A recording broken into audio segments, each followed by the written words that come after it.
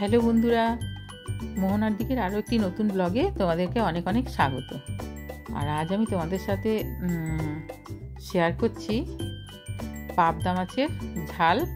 এটা হচ্ছে শীতের টমেটো আর কড়াইশুঁটি দিয়ে। আর এমনিতে পাবদা মাছটা কী বলো তো, শীতকালে একটু ভালো পাওয়া যায়। তো শীতকালে শীতের সবজি দিয়েও এটা রান্না হয়, তবে আজকে আমি টমেটো আর কড়াইশুঁটি দিয়ে এটার ঝাল বানাবো সর্ষে দিয়ে। ভীষণই টেস্টি একটা রান্না। তো তোমরা প্লিজ দেখতে থাকো পুরো ভিডিওটা।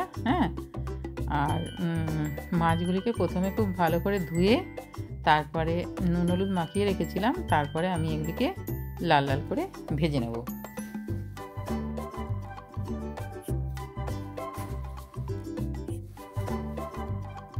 আর এগুলিকে একটু সাবধানে ভাজতে হবে, যেহেতু পাবদা মাছ একটু নরম হয় তো, সেই জন্য একটু সাবধানে ভেজে নিতে হবে। বেশি মিডিয়াম আছে এটাকে ভাজতে হবে। এবারে আর এক পিঠ হয়ে গেলে তারপর আরেক পিঠ উল্টোতে হবে। মাছ রান্নার অভিজ্ঞতাটা আমার একটু ভালোই, কারণ আমাদের বাড়িতে না আগে যখন আমার হাজব্যান্ড ছিল তখন বাড়িতে অনেক রকমের মাছ হতো। এবারে যেদিনই বাজারে যেত না সেদিনই 3 রকমের মাছ ছাড়া আসতোই না, বাড়িতে 3 রকমের মাছ আসবেই আর কি। এবারে মাঝে সাঝে বকাঝকা করতাম যে এত মাছ রান্না করতে হবে আমাকে, তো সেগুলো এখন ভীষণই মিস করি, জানো তো। মনে হয় যে সেই সময় যে রাগটা দেখাতাম, এখন সেই রাগ দেখাবার লোকটাও নেই আর কেউই নেই। তারপরে এখন এই যে এখন মেয়ে নানা রকমের আমাকে নিয়ে আসে, কি খাবে বলো, কোন মাছটা খাবে বলো, এইভাবে। এবারে খুব বেশি তো আনাও যায় না, কারণ আমরা তো দুজনই মেম্বার। আমাদের রিকসোনা তো খুব ভালো খেতে পারে না, ওই হয়তো একটা মাছ ভাজা খেলো, এরকম। আর এবারে 2 জন মেম্বার তো, এবার অত বেশি তো আমরা খেতে পারি না, সেই জন্য খুব বেশি নিয়ে এলেও তখন আবার সেই রয়ে যায় ফ্রিজে তখন। তো সেই জন্য আমরা একটু 2 জনের মতো রান্না করারই চেষ্টা করি। আর আগে সবাই মিলে থাকতাম, সবাই মিলে খেতাম বাড়িতে তখন। তখন অনেক রান্না হতো, অনেক বলতে কি 4 জন আর কি, ছেলে মেয়ে, হাজব্যান্ড, আমি, সবাই মিলে অনেক রান্নাই হতো আমাদের, অনেক রকমের রান্না হতো। তারপরে দেখো এই যে মাছটা ভাজা হয়ে গেছে, এবারে তুলে নিচ্ছি। আর এটাকে এইভাবেই ভেজে নিতে হবে, তা নাহলে কিন্তু এটা ভেঙে যাওয়ার ভীষণই ভয় থাকে। তারপরে আমি তেলটা কমিয়ে দিয়েছি, অতটা তেল লাগবে না। তারপর এর মধ্যে পেঁয়াজ কুচি দিয়েছি। পেঁয়াজ কুচিটা একটু বড় বড় করে কেটেছি, লম্বা লম্বা করে, কিন্তু এটা কি বলো তো, ভাজতে ভাজতে এটা সেদ্ধ হয়েই যাবে। আর তারপর এখানে ফোড়নে দিয়ে দিলাম কালো জিরে।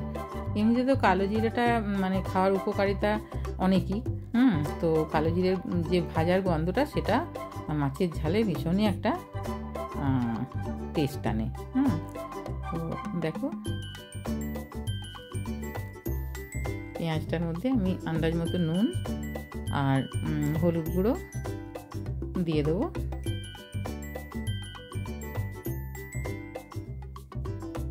দিয়ে মিডিয়াম আছে এটাকে খুব ভালো করে ভাজা ভাজা করে নিতে হবে।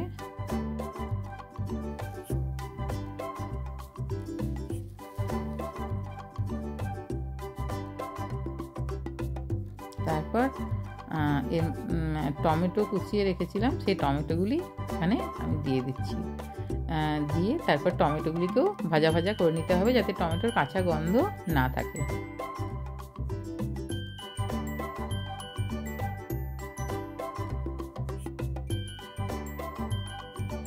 আর মাছ এমনিতে আমি অনেক রকমেরই আগে রান্না করতাম। আমার হাজব্যান্ড মাছ খেতেই বেশি ভালোবাসতো, মাংসর ওপর ওর খুব একটা ছিল না, বিশেষ করে মুরগি তো নয়ই। এবারে সেই জন্য মাছ রান্নাটা আমাদের বাড়িতে ভীষণই হতো আগে। তারপরে দেখো এই যে চাপা দিয়েছি, এবারে চাপা দিয়ে দিয়েছি, কারণ তাহলে কী হবে, টমেটোটা খুব তাড়াতাড়ি নরম হয়ে যাবে। টমেটোটা নরম হয়ে যাবে। তারপরে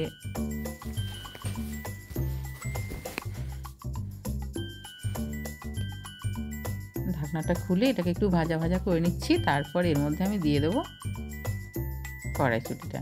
এবারে শীতের যে কড়াইশুঁটিগুলি সেগুলি কিন্তু খেতে ভীষণই ভালো হয়। তো একটু নেড়ে চেড়ে নিচ্ছি, কারণ যে কাঁচা কাঁচা যে একটা গন্ধ থাকে কড়াইশুঁটি সেটা যাতে চলে যায়।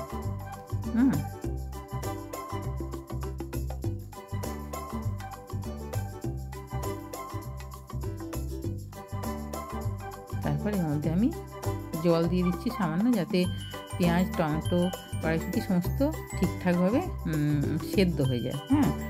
আর তারপর দিয়ে দিচ্ছি এখানে ঝাল লঙ্কার গুঁড়ো। এখানে আমি সর্ষেটা শিলে বেটেছি, তো লঙ্কাটা তখন আর বাটা হয়নি। একটু শুকনো লঙ্কা দিলে কি বলো তো, টেস্টটা খুব ভালো হয়। তো শুকনো লঙ্কার গুঁড়ো এখানে দিয়েছি ঝাল ঝাল।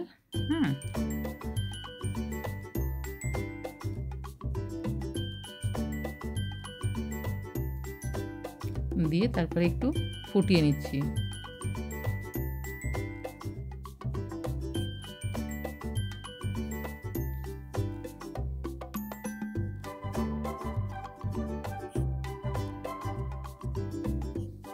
একটু ফুটে গেছে, এইবার আমি সর্ষে বাটাটা দেব।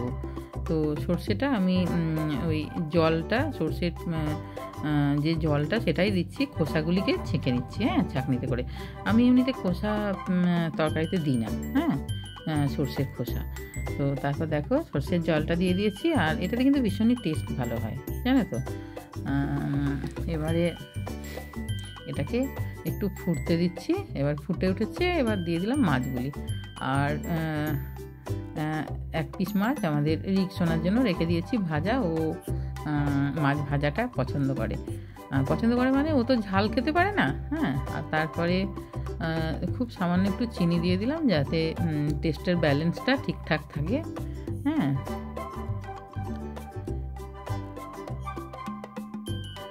তারপর দিয়ে দিচ্ছি এখানে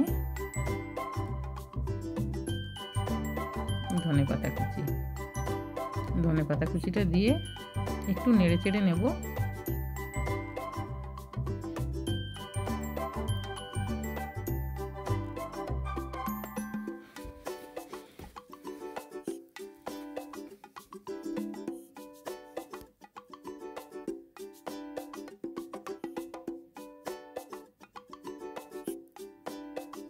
নেড়ে চেড়ে নিয়ে তারপরে, আর যে ঝোলটা দেখছো না, এটা কিন্তু টেনে যাবে। এটা নামানোর পর কিন্তু টেনে যাবে। গ্যাসটা অফ করে দিয়ে যখন আমি রেখে দেবো না, তার মধ্যেই কিন্তু টেনে যাবে। তারপরে এখানে কাঁচা লঙ্কা চিড়ে রেখেছিলাম, সেগুলি দিয়ে দিলাম। কাঁচা লঙ্কাটা লাস্টে দিলে কাঁচা লঙ্কার যে সুন্দর একটা গন্ধ সেটা তরকারির মধ্যে থেকে যায়। আর দিয়ে তারপরে আর বেশিক্ষণ রান্না করার দরকার নেই, কারণ সর্ষে খুব বেশি ফোটাই না আমি। সর্ষেটা দিয়ে তারপরে কিছুক্ষণের মধ্যেই আমি নামানোর চেষ্টা করি, কারণ সর্ষে খুব বেশি ফুটিয়ে দিলে না টেস্টটা যেটা সর্ষে সেটা তখন নষ্ট হয়ে যায়। তো